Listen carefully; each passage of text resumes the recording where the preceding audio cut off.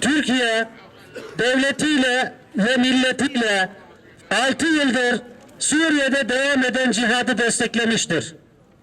Diyanet İşleri Başkanı Mehmet Görmez, saldırıyı Twitter hesabından yaptığı açıklamada kınayarak bir insanı secdedeyken öldürmenin ve bir mabedin göğsünü delmenin hem Allah katında hem de insanlık önünde hiçbir açıklaması olamaz ifadelerini kullanmıştır. Bu takdire şayan bir tutumdur. Ancak hükümetten beklentimiz bu vahşi katliam karşısında sadece Diyanet İşleri Başkanı'nın yaptığı açıklamayla yetinmemesi, tüm kurumları ile birlikte bu alçak saldırıya tepki vermesidir.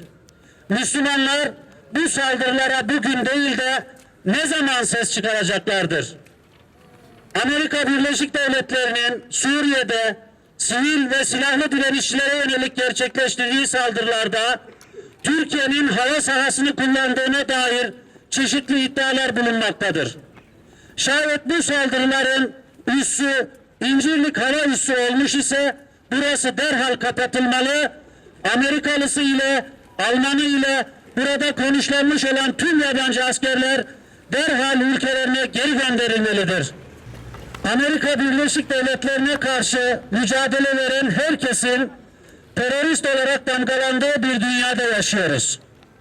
Halbuki dünyada hiçbir grup ya da örgüt Amerika kadar çok sivil katletmemiştir.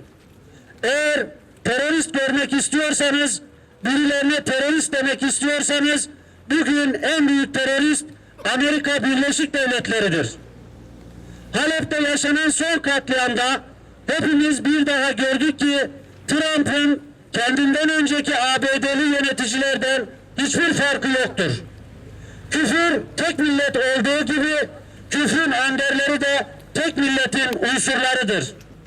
Düne kadar demokrasi havarisi kesilen Almanya ve Hollanda'nın bir anda demokrasi düşmanı kesilmesi boşa değildir.